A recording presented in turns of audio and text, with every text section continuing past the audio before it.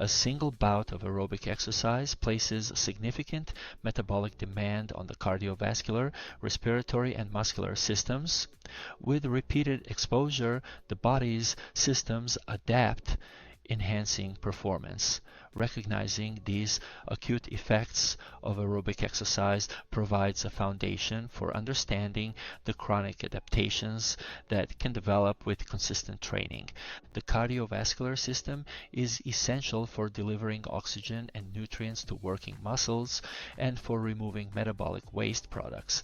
Key cardiovascular responses include cardiac output, measured in liters per minute, is the total volume of blood pumped by the heart each minute. Stroke volume refers to the amount of blood pumped out of the heart with each beat, typically measured in milliliters per beat. Heart rate represents the number of times the heart beats per minute.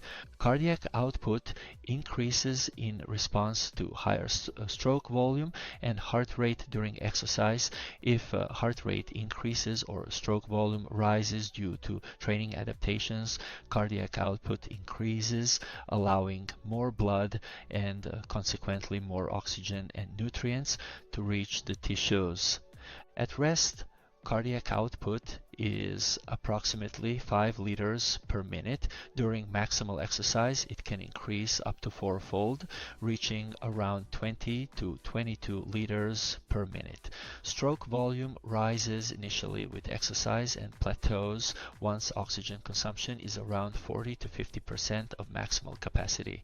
In untrained college-age men, maximal stroke volume averages between 100 and 120 milliliters per beat, while in women it is usually about 25% lower due to differences in body and heart size. Regular training can increase maximal stroke volume to about 150 to 160 milliliters per beat in men and 100 to 110 milliliters per beat in women.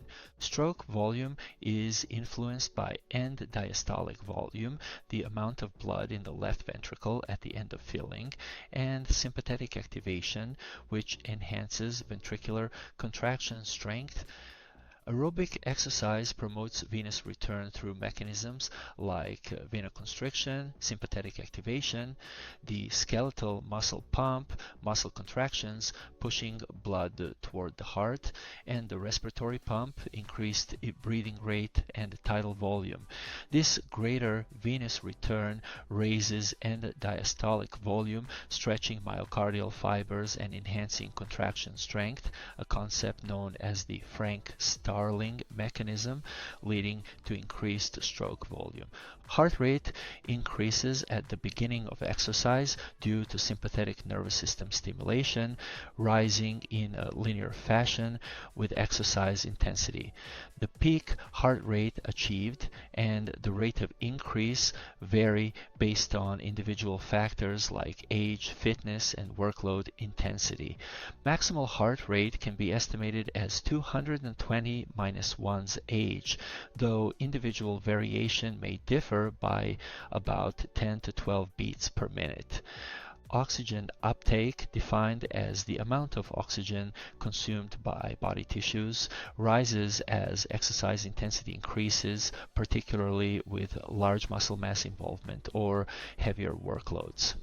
Aerobic capacity is closely related to the heart's oxygen transport ability and the tissue's capacity to utilize it. Resting oxygen uptake is generally 3.5 milliliters per kilogram of body weight per minute, or 1 metabolic equivalent. In healthy individuals, maximal oxygen uptake, an indicator of cardiorespiratory fitness, ranges from 25 to 80 milliliters per kilogram per minute, depending on conditioning and age. During aerobic exercise, systolic blood pressure, the pressure on arterial walls during heart contractions, rises, reflecting the heart's workload. At peak effort, systolic pressure can reach between 220 and 260 millimeters of mercury, while diastolic pressure generally remains steady or slightly decreases due to vasodilation. At rest, systolic pressure averages around 120 millimeters of mercury, with diastolic around 80 millimeters of mercury. Mean arterial pressure, which reflects the average pressure throughout the cardiac cycle, remains closer to diastolic levels, as most of the cardiac cycle is spent in diastole. Blood flow distribution is controlled by vasodilation and vasoconstriction. During exercise, blood flow to active muscles increases due to the dilation of arterioles, while blood flow to non-essential organs decreases. At rest, only about 15 to 20% of cardiac output is directed to skeletal muscles, but during intense exercise, this can rise to 90%. Aerobic exercise affects both oxygen uptake and carbon dioxide removal, leading to important respiratory responses, including minute ventilation. The total air volume breathed per minute rises with exercise intensity. In healthy young adults, breathing frequency increases from around 12 to 15 breaths per minute at rest to 35 to 45 breaths per minute during intense exercise. Tidal volume, air inhaled or exhaled per breath, also increases from approximately 0.4 to 1 liter at rest to over 3 liters during maximal exercise. Consequently, minute ventilation can reach 90 to 150 liters per minute. During moderate exercise, ventilation and oxygen uptake increase proportionally, primarily through increased tidal volume. This ratio, the ventilatory equivalent, is typically 20 to 25 liters of air per liter of oxygen. At higher exercise intensities, 45 to 65% of maximal capacity in untrained individuals and 70 to 90% in trained athletes, ventilation increases disproportionately due to rising blood lactate. At this stage, the ventilatory equivalent can reach 35 to 40 liters of air per liter of oxygen. Air in the respiratory passages that doesn't participate in gas exchange is known as anatomical dead space, averaging 150 milliliters in young adults and increasing with age. During deep breathing, anatomical dead space expands, though the proportional rise in tidal volume makes deep breathing more efficient than merely increasing the breathing rate. Physiological dead space, including non-functioning alveoli, is usually negligible in healthy individuals. Gases move across membranes based on concentration gradients. At rest, oxygen partial pressure drops from 100 millimeters of mercury in arterial blood to 40 millimeters of mercury in tissues, while carbon dioxide increases from 40 to 46 millimeters of mercury. During high-intensity exercise, oxygen partial pressure in muscles can drop as low as 3 millimeters of mercury, while carbon dioxide may rise to 90 millimeters of mercury, greatly enhancing gas exchange. In moderate aerobic exercise, oxygen delivery is adequate, balancing lactic acid production and removal. Lactic acid is mostly removed through the Cori cycle, where lactate is transported to the liver and converted back to glucose. At higher intensities, aerobic metabolism cannot meet demand, leading to blood lactic acid buildup, known as the onset of blood lactate accumulation, a significant metabolic threshold. Mean arterial pressure represents the average blood pressure during the cardiac cycle and provides a measure of effective blood flow to organs. Unlike simply averaging systolic and diastolic pressures, mean arterial pressure accounts for diastole, as the heart spends more time at rest. Calculating mean arterial pressure involves taking 1/3 of the difference between systolic and diastolic pressures and adding this to the diastolic pressure. For example, with a systolic pressure of 120 millimeters of mercury and a diastolic pressure of 80 millimeters of mercury, the difference is 40 millimeters of mercury. 1/3 of this, approximately 13.3 millimeters of mercury, is added to the diastolic pressure, resulting in a mean arterial pressure of around 93.3 millimeters of mercury. This average pressure ensures adequate blood flow and oxygenation to tissues crucial for cardiovascular health. In healthy individuals, resting systolic blood pressure usually ranges between 110 and 139 millimeters of mercury, while diastolic pressure falls between 60 and 89 millimeters of mercury.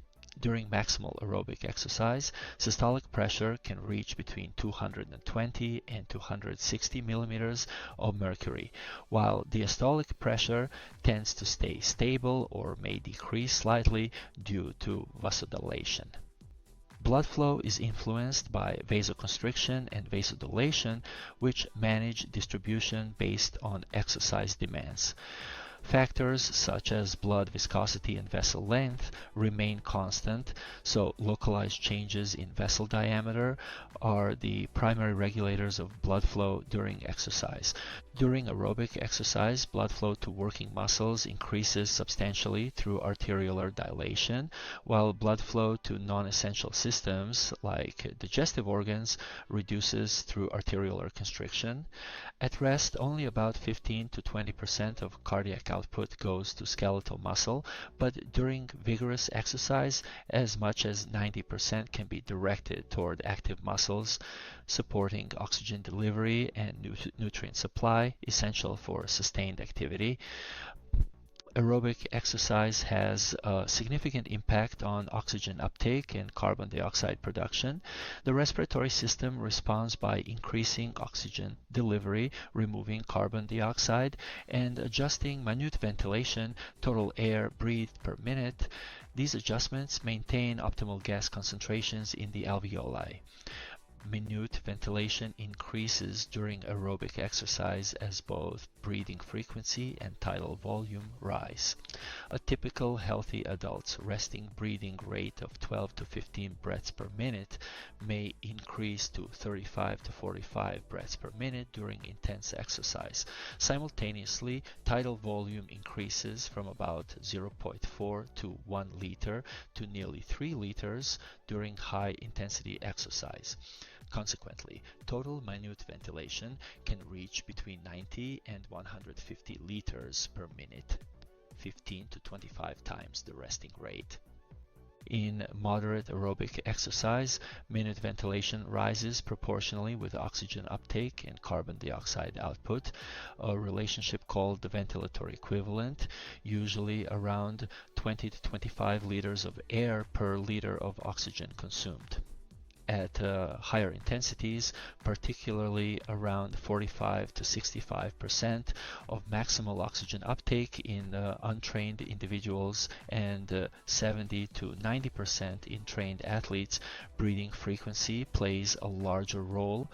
Ventilation increases disproportionately, correlating with increased blood lactate, and the ventilatory equivalent may reach 35 to 40 liters of air per liter of oxygen consumed.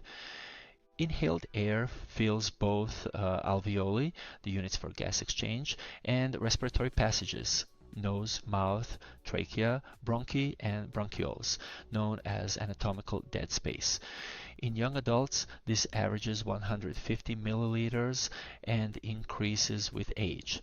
Deep breathing is more efficient than simply increasing frequency, since increases in tidal volume outweigh dead space expansion.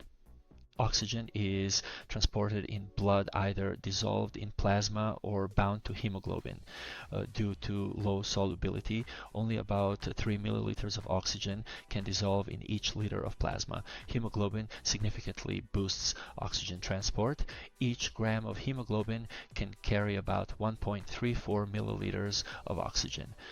Men generally have 15 to 16 grams of hemoglobin per 100 milliliters of blood, enabling an oxygen carrying capacity around 20 milliliters per 100 milliliters of blood.